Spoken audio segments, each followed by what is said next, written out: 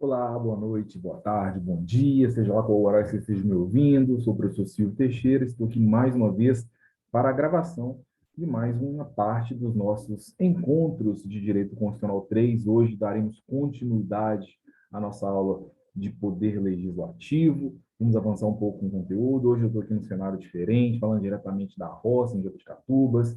Não estranhe, mas a gente vai poder, nesse nosso encontro, nessa nossa conversa de hoje, discutimos um pouquinho das questões relacionadas às imunidades dos parlamentares. É um tema muito interessante, muito recorrente, e que vai estar presente na nossa VA1 da próxima sexta-feira, né? Está chegando, estou gravando aqui hoje no fim de semana de Páscoa, no dia 22, está agendada a nossa VA1, portanto, temos aqui um assunto que vai estar presente na prova. É importante que todos vocês tenham um cuidado, uma atenção também com esse tema.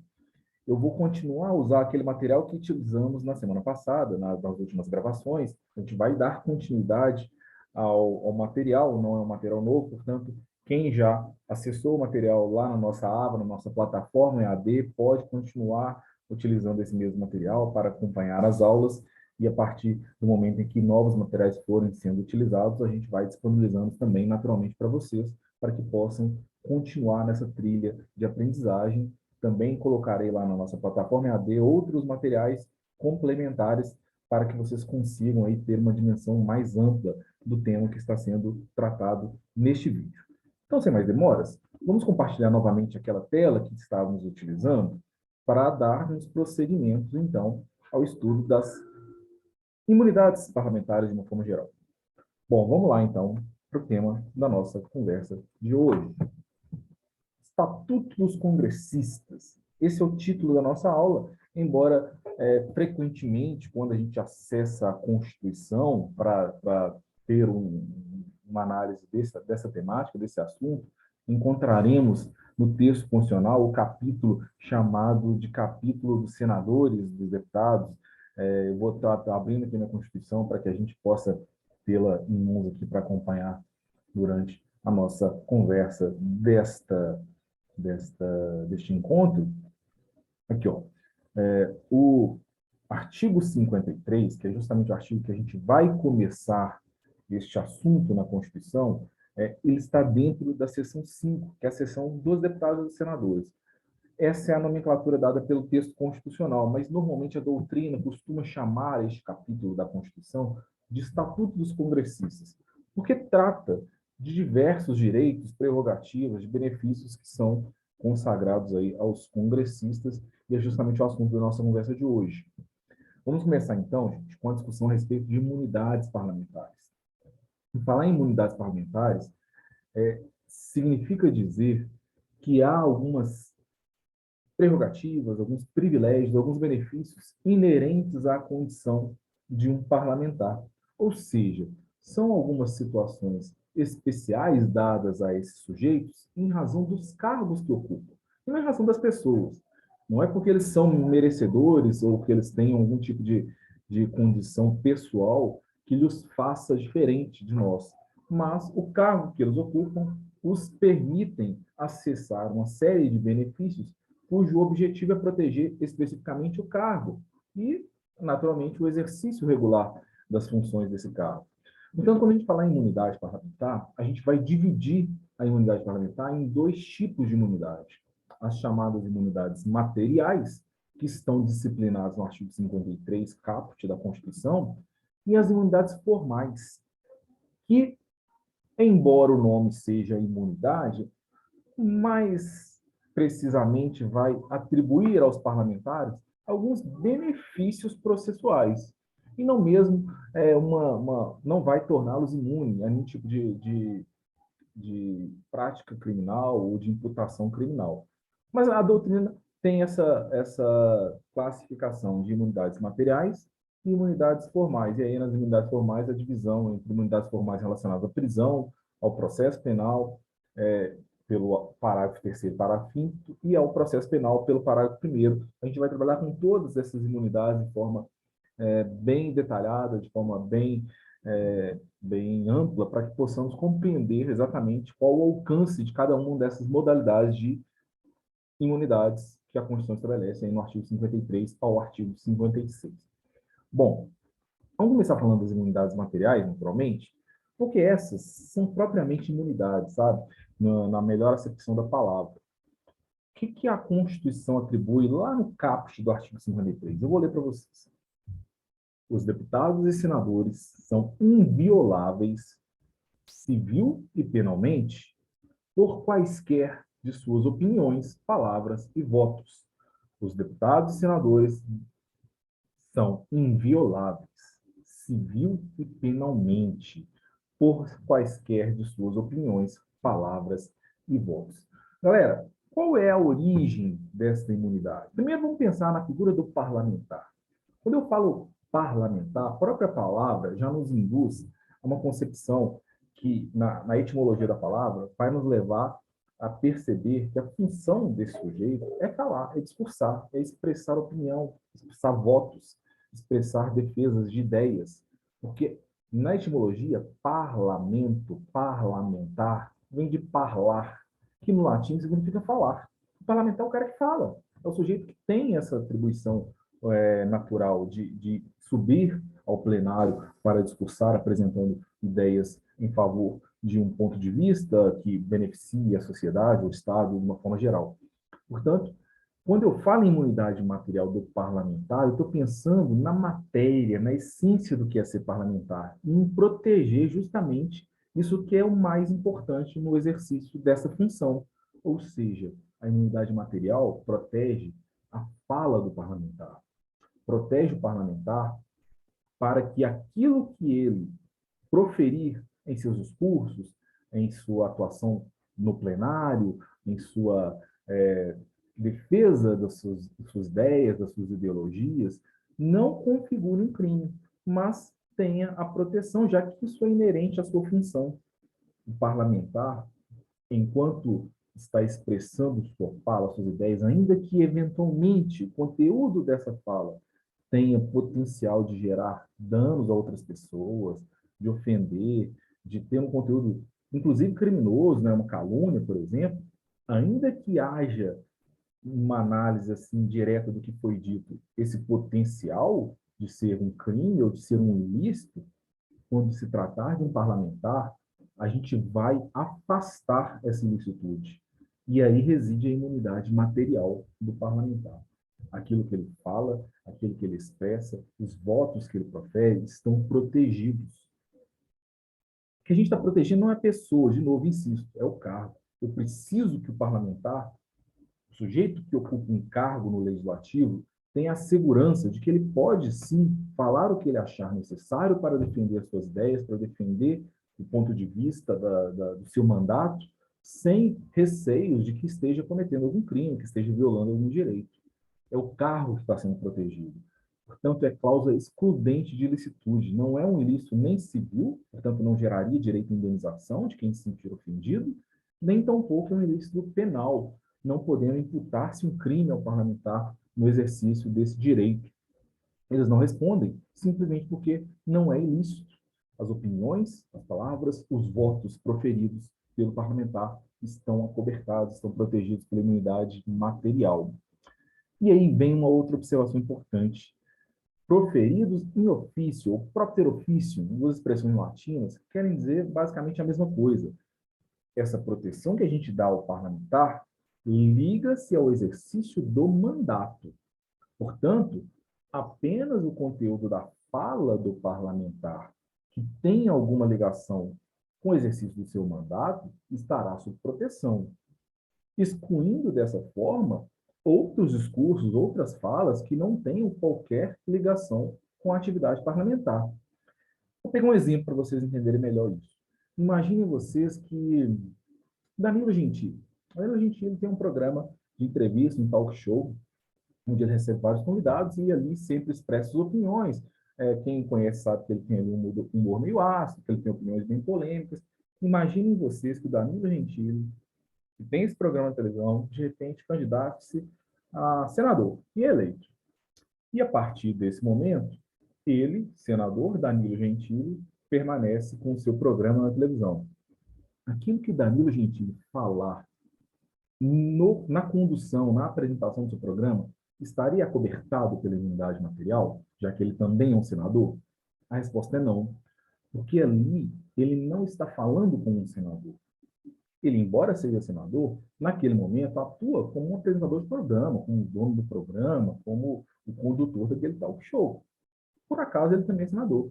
Mas ali não há uma relação com o mandato no que ele fala. Portanto, se lá no programa dele ele ofende alguém, ainda que seja um parlamentar, ele não poderia levantar a defesa de que estaria acobertado pela imunidade material.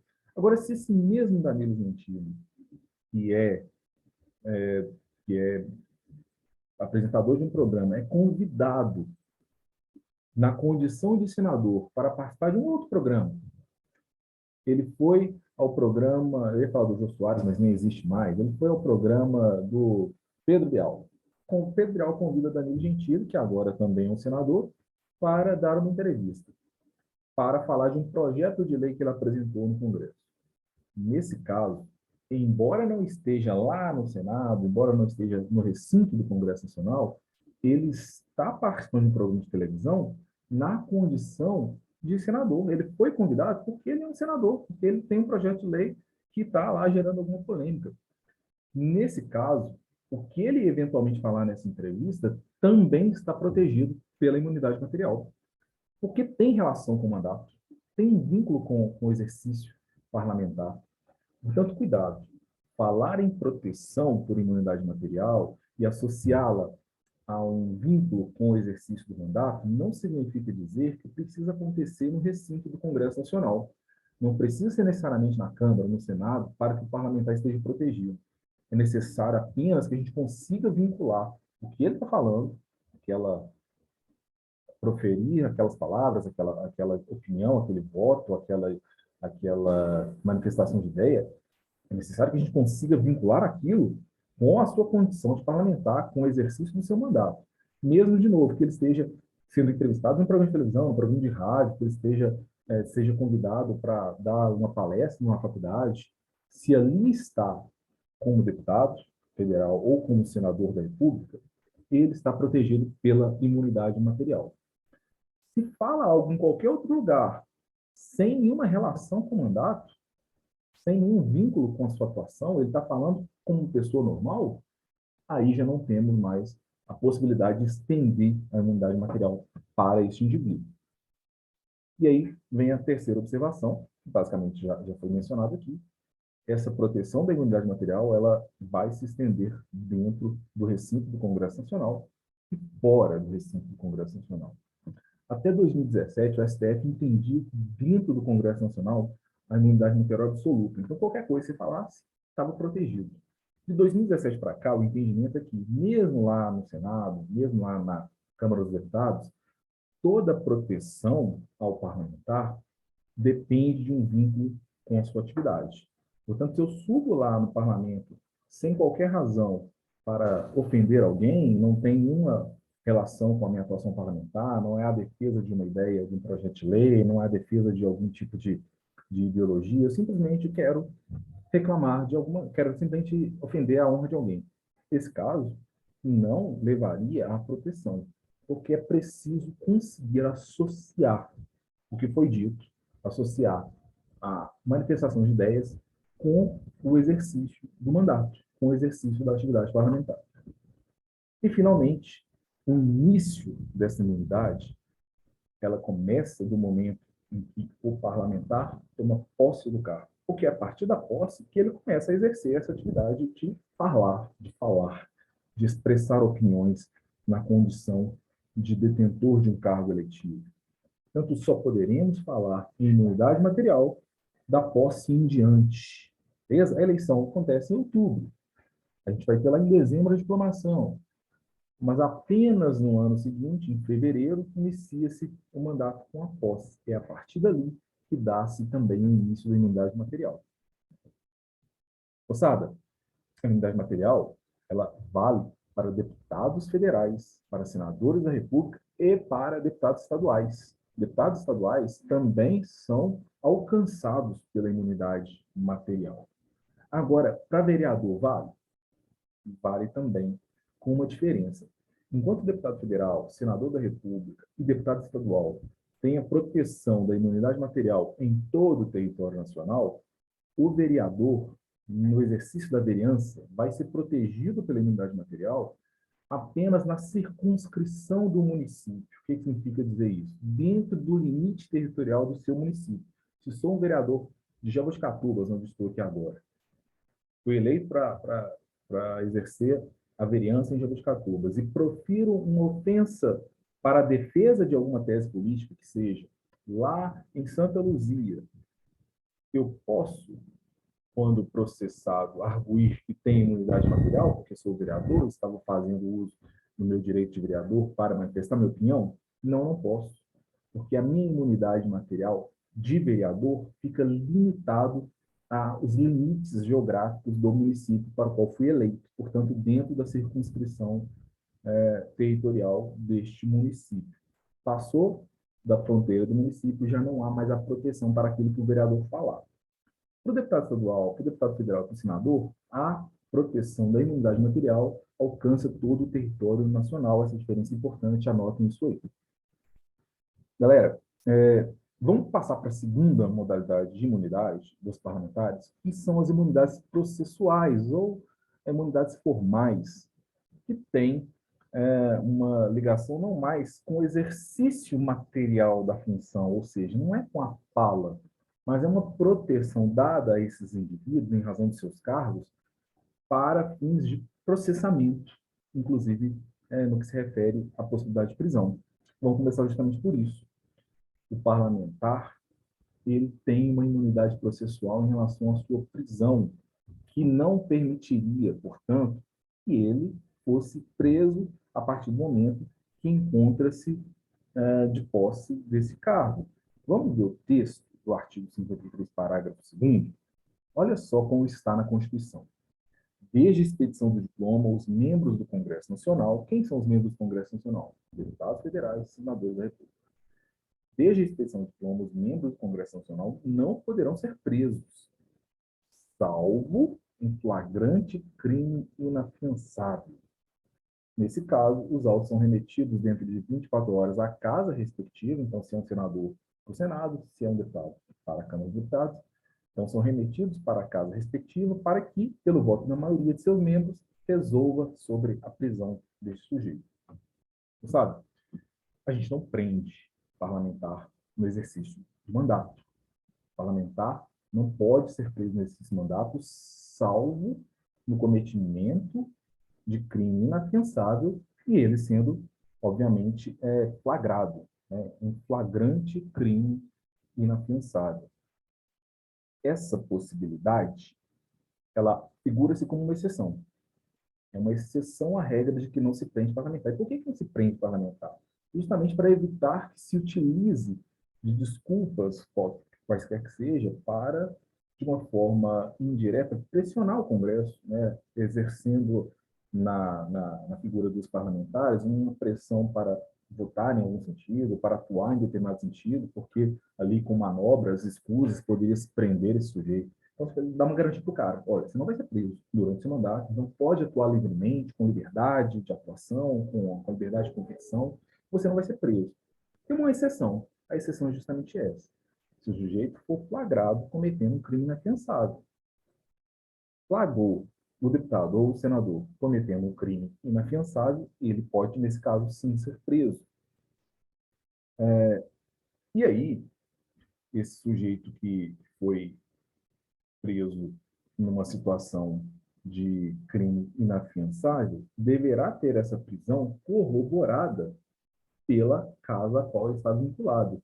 E aí a gente está falando de maioria absoluta dessa casa. O que é maioria absoluta, gente? De novo, eu já falei isso com vocês, mas não custa insistir. Maioria absoluta significa dizer que a totalidade dos membros que integram aquela casa deverá ser considerada para se chegar àquele cálculo de 50% mais um inteiro. Portanto, 50% dos membros da casa mais um inteiro. Como a gente tem lá no nosso Senado Federal 81 senadores, 50% mais um inteiro daria 41 senadores. Já na nossa Câmara dos Deputados, são 503 deputados, 50% mais um inteiro dá 257, salvo engano, se não estiver errado a conta. Portanto, é preciso essa maioria absoluta para corroborar, para manter a prisão do parlamentar. E aí vem uma informação interessante. Eu falei com você sobre a imunidade material, que ela inicia-se a partir da posse. É na posse que o sujeito passa a exercer a fala. Portanto, a fala é protegida da posse em diante. Isso vale para material. Já na imunidade processual, ela começa um pouco antes.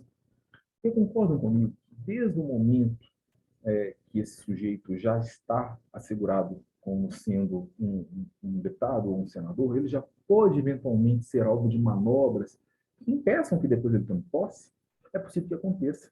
E pensando nisso, a Constituição antecipa a proteção desse sujeito. Eu vou desenhar aqui uma linha do tempo, olha só, uma linha do tempo aqui, e aí a gente vai colocar aqui 3 marcos importantes. O primeiro deles, a posse, perdão, a eleição. Eita, vamos apagar aqui, vamos colocar aqui nesse primeiro marco, a eleição. A eleição acontece em outubro, né, gente? Eleição, tá aqui. É o momento que o sujeito foi eleito. Eleição.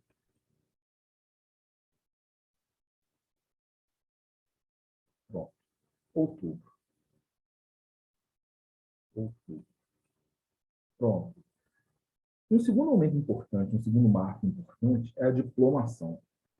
Devem se lembrar, né, do ex-presidente Lula falando que foi o primeiro diploma que ele ganhou na vida, foi o diploma, o segundo, né, tinha um diploma de torneiro mecânico e depois estava sendo diplomado, presidente. É um diploma mesmo. A diplomação é também um ato solene através do qual se associa o indivíduo ao cargo. O cargo é seu, você foi eleito para ele. A diplomação acontece em dezembro, no mesmo ano da eleição. Então, se a eleição acontece em outubro, em dezembro desse mesmo ano, vai haver a diplomação.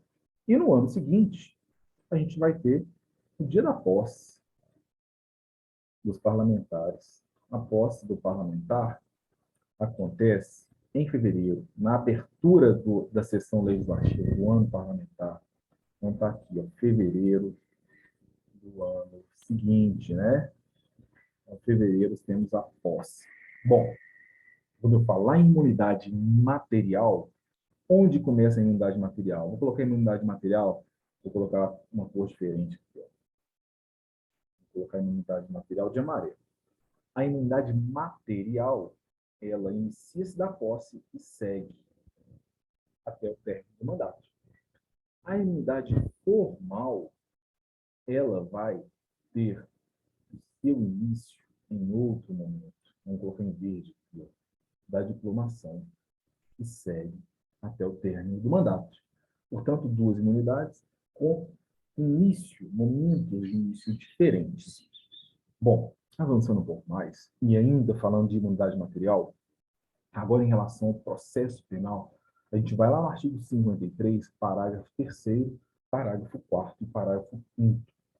Para começar, a casa a qual se vincula o parlamentar, seja o Senado, seja a Câmara, ela tem a possibilidade de sustar o andamento da ação penal. O que é sustar o andamento da ação penal, gente?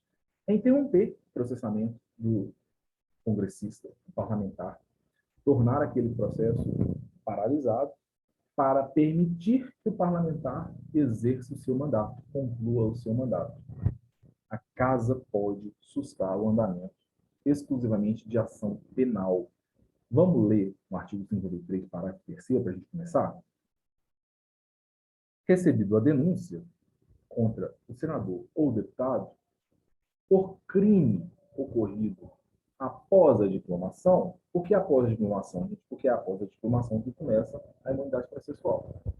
Então, recebida a denúncia contra o senador ou o deputado por crime ocorrido após a diplomação, o Supremo Tribunal Federal dará ciência à casa respectiva, por iniciativa de partido político nela representado e pelo voto da maioria de seus membros, poderá, até decisão final, sustar o andamento da ação. Gente, basicamente, o que vai acontecer?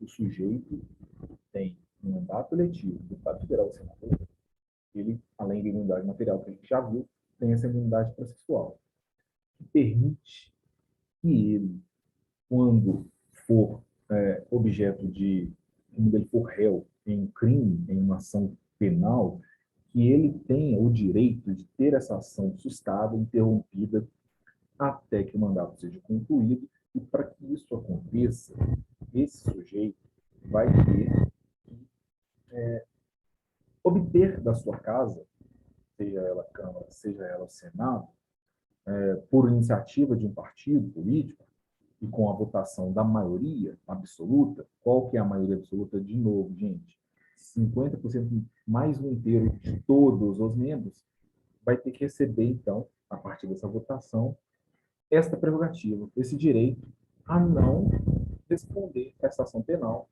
deixá-la suspensa até que o mandato seja concluído. Esse é um direito, é uma prerrogativa dada, portanto, ao parlamentar, uma imunidade processual. E aí vem algumas observações. Somente por crimes cometidos depois da diplomação. Fui diplomado lá em dezembro do ano que eu fui eleito. Qualquer crime cometido a partir dali pode ser protegido, portanto, por essa imunidade processual que vai permitir interromper o processo, exerce mandato e depois esse processo volta a tramitar. Esse procedimento, essa imunidade processual, ela também está condicionada à denúncia ter sido recebida pelo STF. O que é recebimento da denúncia, gente?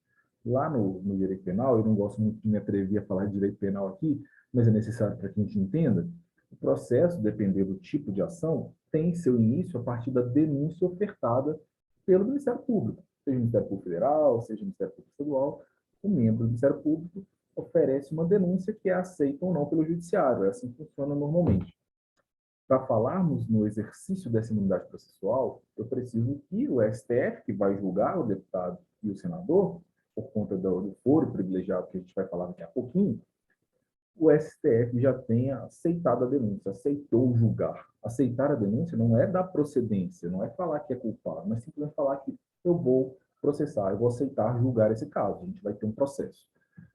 E aí, precisa, de novo, dessa maioria absoluta dos seus pares, da casa onde ele está situado, para autorizar a sustação deste processo. Essa proteção vale da diplomação ao término do mandato. Ele está protegido do início da diplomação até o último dia do seu mandato. Eu coloquei na tela para vocês aí a imagem do deputado Alexandre Silveira. Vocês lembram do Alexandre Silveira? O deputado Bombadão? Esse sujeito tem nenhum tipo de simpatia, não é um sujeito que eu tenha nenhum tipo de apreço, porque acho um sujeito preconceituoso, um sujeito extremamente agressivo, com umas ideias que eu não corroboro, mas que não vem ao caso, que não fazem nenhuma diferença, e na minha visão, foi alvo de uma injustiça. Porque, no meu entendimento, aquilo feito pelo deputado Alexandre Silveira não configuraria um crime inafiançável. Para quem ainda não está situado, o deputado Alexandre Silveira é um deputado federal que foi imputado a ele alguns crimes contra os ministros do STF. Ele foi acusado de fazer ameaças, de fazer algum tipo de, de discursos ameaçadores contra a segurança dos ministros e foi determinado sua prisão, mesmo sendo um deputado federal. Alegou-se até, de uma forma um pouco, na minha visão, inapropriada, que ele teria incorrido ali na lei de combate ao terrorismo e, por isso, sim, seria um crime inafiançável. Qual é o meu entendimento do caso do deputado Alexandre Silveira? Ele comete crime, sim, ao ameaçar a segurança, a integridade física do ministro do STF, além de ser um sujeito extremamente escroto, na minha opinião, e aí é minha opinião mesmo, ele também pratica um crime. Mas não trata-se de um crime inafiançável.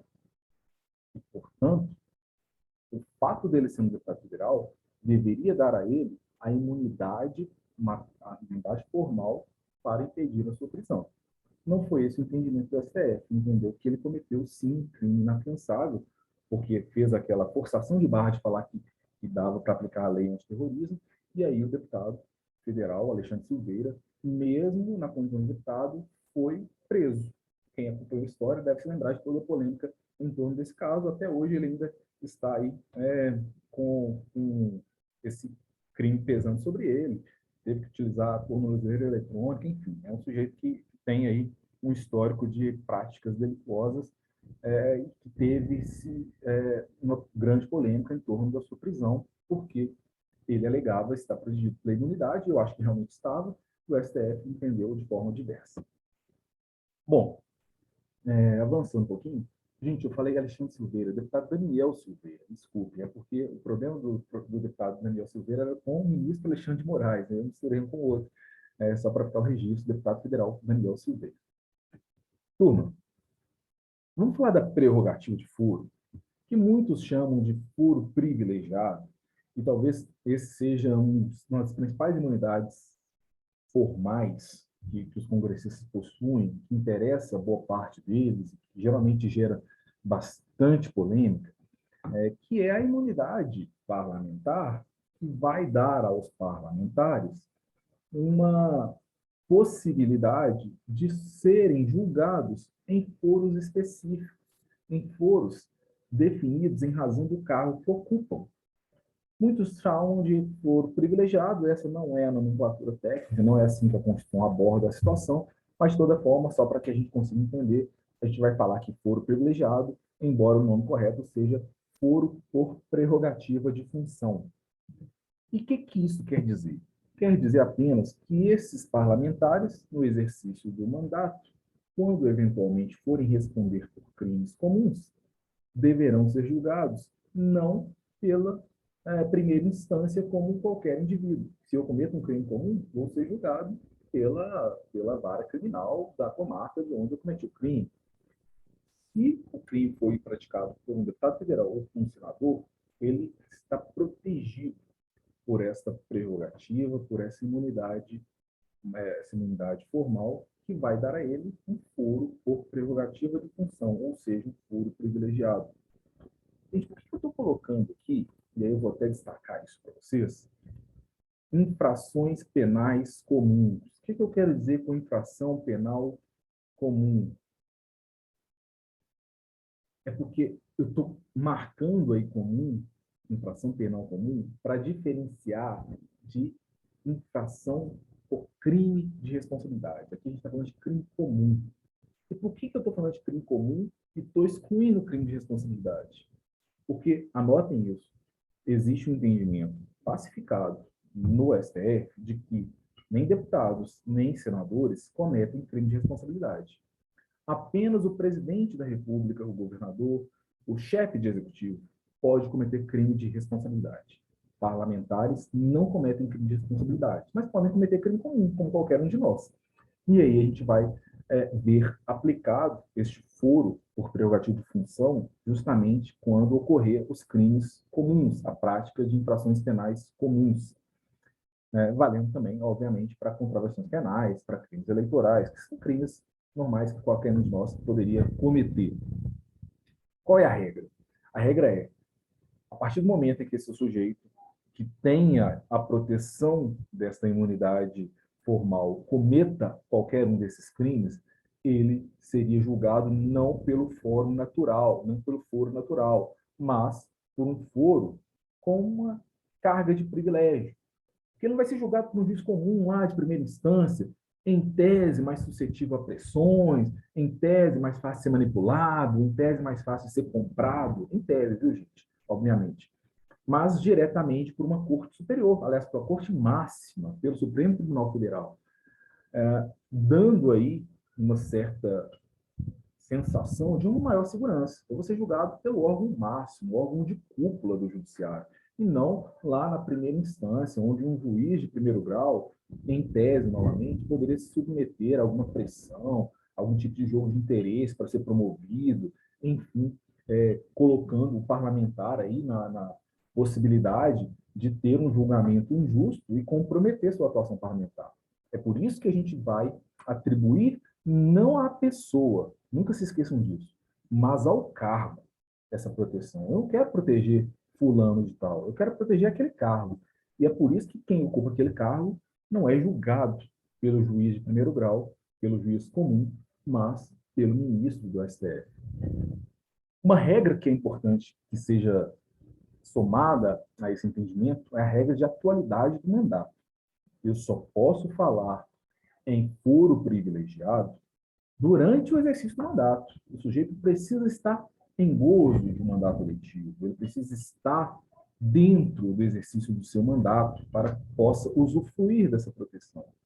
Ou seja, se eu não tenho mandato, não tenho foro privilegiado. E aí eu continuo essa discussão para trazer uma curiosidade. Imaginemos que determinado deputado tenha praticado um crime comum. Sei lá, matou alguém. Ele vai ser julgado pelo STF, pela prática desse crime comum. Esse crime vai ser julgado pelo STF, está sendo julgado ali porque o sujeito está no exercício do seu mandato de deputado federal.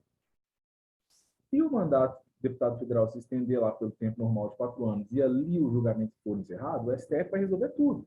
Agora, imagine você uma situação. Começa-se o julgamento com o sujeito na condição de deputado, mas termina o mandato dele, o mandato acaba. O que acontece com esse processo? Ele continua tramitando no STF? Não. Via de regra, não. Porque, gente, a proteção não era da pessoa, mas do cargo. A partir do momento que encerrou-se o mandato eletivo, encerrou-se o vínculo daquele sujeito com o cargo, não há mais que se falar em foro por prerrogativa de função. Ele não tem mais a função de parlamentar. O processo deve, então, ser remetido ao juiz natural, que deveria julgar aquela causa, lá na primeira instância, na justiça comum, como um sujeito normal. Pega-se o processo com tudo que já aconteceu até ali no STF e remete para que ele continue a ser processado lá na Justiça Comum. Agora, tem uma exceção, e aí a súmula 394 do STF vai nos ajudar nisso. Se o processo penal chegou até o momento das alegações finais, ou seja, já tramitou praticamente o processo inteiro, só falta alegação final e sentença. Se chegou-se até as alegações finais no STF, ainda que o mandato acabe, o processo continua ali. E continua ali porque já está quase acabando. Já tramitou o tempo todo no STF, falta uma beiradinha, falta só a alegação final e sentença. Não faz sentido retornar esse processo inteiro. Agora, em qualquer outro momento, encerrado o mandato, pega o processo, o estado em que se encontra e remete ao juízo natural, ao juízo normal. Só mesmo vai ser mantido no STF se o processo conseguiu chegar até a fase de alegações finais, beleza? Então, isso aí está legitimado aí na súmula 394, na lei 10.628 e na ADI 2797, apenas para a gente trazer a fundamentação deste entendimento. Turma, eu coloquei aqui para a gente finalizar essas prerrogativas, essas garantias dos estatutos dos congressistas, algumas outras garantias dadas aos parlamentares. E aí a gente pode falar de sigilo de fonte. Está previsto no artigo 53, parágrafo 6º. O que significa isso, gente? Artigo 6º, parlamentar, no exercício do mandato. A todo momento ele está em contato com suas bases, com seus eleitores, com seus ele tem contato com certas pessoas que está sempre o municiando de informações que servirão aí para atender os propósitos do mandato, para denunciar eventuais irregularidades, até porque a função típica dos congressistas também é fiscalizar. E para garantir que esse sujeito continue conseguindo exercer essa atividade de uma forma livre, sem maiores impedimentos, se dá aos parlamentares a garantia do sigilo das fontes. Ou seja, um deputado denuncia que um certo senador repúblico comprou uma mansão milionária com recursos ilícitos ou recursos obscuros. Esse deputado que fez essa denúncia, ele não precisa revelar quem lhe passou essa informação, de onde ele obteve essa informação, porque se ele revela essa fonte, concorda comigo que provavelmente o sujeito que eventualmente deu a informação não estaria disposto a dar? Ora, eu dou a informação, o deputado está imune, para ele não vai dar problema nenhum. Eu não tenho imunidade e eu vou pagar o pato dessa história. Isso geraria certamente um desconforto, certamente geraria uma forma de inibir pessoas a contribuir com informações, com ser fonte de parlamentares. E, por isso, a Constituição assegura essa possibilidade de sigilo das fontes. O deputado, o senador, não é obrigado a revelar as fontes das informações que ele obtém no exercício do seu mandato. Mais uma garantia dada aos congressistas, a possibilidade de não ser incorporado às Forças Armadas de forma obrigatória. Eu vou ler para vocês aqui o artigo 33, parágrafo 7, perdão. A incorporação às Forças Armadas de deputados e senadores, embora militares, e ainda que em tempo de guerra, dependerá de prévia licença da casa respectiva. Gente, imagine vocês que a gente está numa guerra. E, de repente, a gente vai ter que ceder os deputados e senadores, que são sujeitos responsáveis pelo funcionamento de um poder, o poder legislativo, para o combate. Se temos inúmeras outras pessoas que poderiam estar aí na frente de batalha, então, mesmo que eles sejam militares, esse governo atual, por exemplo, tem vários parlamentares que têm origem militar, ainda que sejam de origem militar, e ainda que estejamos em tempo de guerra, eles estão garantidos como desobrigados a serem incorporados nas Forças Armadas para o combate. Eles podem exercer livremente o mandato, o que é mais importante para o país, que eles estejam ali exercendo o mandato, do que eventualmente na frente de combate, porque lá é possível que outras pessoas o façam. E terceira garantia, a suspensão das imunidades durante a vigência do estado de sítio, que está no parágrafo 8º do artigo 53, e vou ler para vocês. As imunidades dos deputados e senadores subsistirão durante o estado de sítio, só podendo ser suspensas mediante o voto de 2/3 dos membros da casa respectiva, nos casos de atos praticados fora do recinto do Congresso Nacional que sejam incompatíveis com a execução da medida. O parágrafo 8º, portanto, garante que a imunidade continua valendo mesmo em estado de sítio, mesmo no momento que a gente está diante de uma perturbação da ordem tamanha que levou-se à decretação de um estado de sítio. Mesmo nesse período excepcional, permanecem as imunidades parlamentares, salvo se, em alguma situação específica, com o voto de 2/3 dos membros, dos colegas da mesma casa, esta imunidade ser retirada de alguém. Eu coloquei aqui, para a gente finalizar essa temática, algumas perguntas. A primeira delas: cabe renúncia das imunidades? E a resposta é não. O parlamentar não pode renunciar às imunidades porque a imunidade não é para ele. Não é uma imunidade dada à pessoa, mas ela liga-se ao cargo, à função exercida. Portanto, enquanto exerce a função, ele tem essas imunidades e não pode delas renunciar. E a segunda pergunta: as imunidades estendem-se aos suplentes? A resposta também é não, porque o suplente não está no exercício da função, não está submetido aos riscos da função, aos problemas inerentes ao cargo. Portanto, enquanto suplente, não há que se falar em imunidade. Se esse suplente eventualmente assumir o cargo que quer, aí ele passa, sim, a ser protegido pelas mesmas imunidades. Galera, o Estatuto Congressista, ele tem uma série de proteções que, como já ficou claro a partir do início da aula de hoje, visam dar ao deputado e ao senador uma segurança no exercício, uma segurança no exercício do mandato, uma segurança para agir, uma segurança para atuar em defesa dos interesses daqueles que ele representa, seja os cidadãos, no caso dos deputados, seja os estados federados, no caso dos senadores, mas de toda forma uma proteção para que não se tenha medo de fazer o que deve ser feito com aquele risco de eventualmente perder esse mandato. Mas existem nessa proteção também uma preocupação em deixar claro situações que não levam à perda do mandato, não caracterizam a perda do mandato. Isso está previsto lá no artigo 56 da Constituição.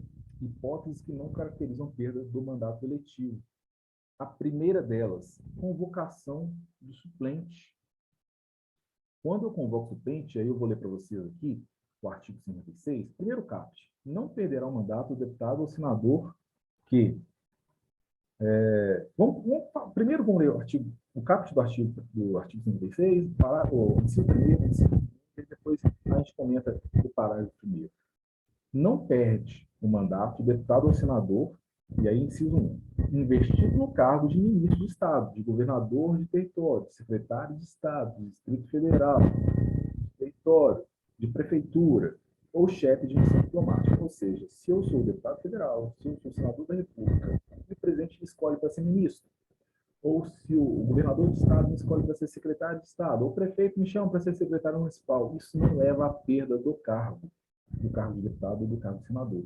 O exercício dessas outras funções não implicam na perda do mandato. E aí, inciso 2, também não perde mandato o deputado ou senador que, licenciado pela sua casa, pela Câmara ou pelo Senado, por motivo de doença ou para tratar sem remuneração de interesse particular, desde que, neste caso, o afastamento não ultrapasse 120 dias por sessão legislativa, ou seja, por ano. Sessão legislativa é o período de um ano. Moçada, se eu estou falando de um parlamentar, deputado ou senador, ele tem o direito de se afastar para tratamento de doença. Ele tem o direito de afastar-se para tratar de assuntos pessoais, desde que sem remuneração, desde que limitado, portanto, a esse prazo de 120 dias. Sendo inferior a 120 dias, está ok. E aí vem o parágrafo primeiro. O suplente será convocado no caso de vagas de investidura em função prevista neste artigo, ou de licença superior a 120 dias. O cargo ficou vago, por algum motivo. Por exemplo, o sujeito virou ministro, o cargo está vago. O que eu faço? Convoco o suplente. Está aqui, artigo 56, parágrafo 1º. Suplente do deputado federal. O deputado, dono do cargo, está exercendo a atividade de ministro. Vem aqui ocupar o lugar dele. Portanto, convoque-se o suplente. Ou o sujeito está afastado por mais de 120 dias. Se ficou mais de 120 dias afastado, tem que chamar suplente também. A gente vai cair aqui no parágrafo seguinte. Ocorrendo a vaga do cargo e não havendo suplente, seja porque o suplente já está exercendo o cargo, enfim, não havendo suplente, far-se-á uma eleição para preencher a vaga, se faltarem mais de 15 meses para o término do mandato. Falta mais de 15 meses para terminar aquele mandato. Não tem suplente. O que eu faço? Faço uma eleição para preencher aquela vaga do deputado ou do senador. E terminando, parágrafo 3º. Na hipótese do inciso 1, o deputado ou senador poderá optar pela remuneração do mandato. Qual que é a hipótese do inciso 1? No caso do deputado ou do senador ter virado ministro, ter virado secretário de Estado. Virei ministro. O presidente me convidou para ser ministro. Eu era senador. O presidente me chamou e eu topei ser ministro. Eu posso fazer a opção de continuar recebendo a remuneração como senador. Se for maior, naturalmente, essa vai ser a opção. Eu sou chamado a ser ministro, e o ministro senador, opa, quero continuar recebendo como ministro. A Constituição autoriza que seja feita essa opção. Fechando, então, aqui um resumo bem geral, o artigo 53 ao 56 vai tratar como tema geral as prerrogativas e incompatibilidades que podem levar à perda de cargo. A aplicação é para deputados federais, estaduais e distritais, quanto à imunidade formal. Vereadores não têm imunidade formal.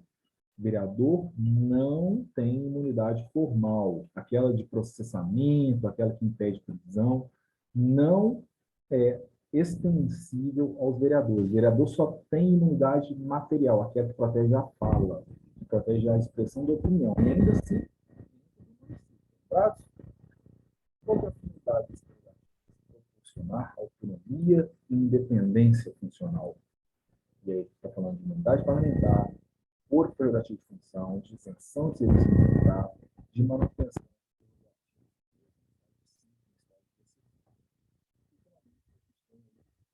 regimentos e incompatibilidades que estão previstos no artigo 54 da Constituição.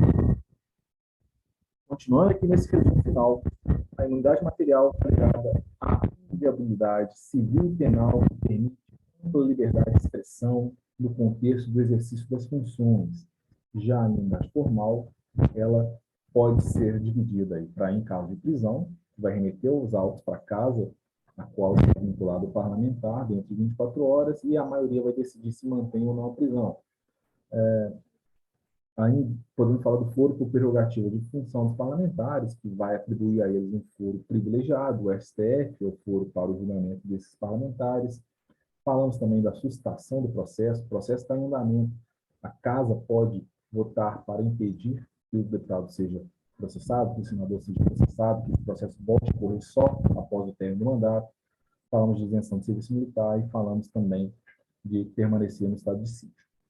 No material que eu coloquei à disposição de vocês, tem aqui uma jurisprudênciazinha para que vocês possam fazer essa análise disso tudo que a gente falou nessa aula. Analisar esse caso concreto, esse caso real, levando-se em consideração as informações que a gente já trabalhou aqui, para que vocês consigam entender como na prática isso pode ser aplicado. Temos aí a narrativa de alguns casinhos, justamente essa condição de imunidade de um parlamentar. Galera, nosso encontro hoje vai ficando por aqui. A gente já se delongou demais, porque o vídeo não fica muito cansativo. Vamos encerrar neste momento. Estamos falando neste encontro de imunidades parlamentares. Vai continuar com o Poder Legislativo no nosso próximo encontro. Espero que tenha sido proveitoso, que todo mundo tenha compreendido tudo. E a gente permanece à disposição na nossa plataforma EAD para as interações, para as dúvidas sobre o que foi discutido aqui. Esse vídeo ficará à disposição no meu canal no YouTube, então por lá também, comentários, qualquer tipo de dúvida pode ser postada, mas no que se refere ao conteúdo da aula, é importante que a gente utilize a nossa plataforma, na nossa aba, para que a gente ali consiga colocar ali todas as dúvidas de uma forma pública, também ajudando os colegas na compreensão, que pode ser compartilhada por eles. Portanto, me coloco à disposição. Quero agradecer mais uma vez a atenção de todos vocês, desejando um ótimo estudo e, em breve, nos encontramos em mais um vídeo. Até mais!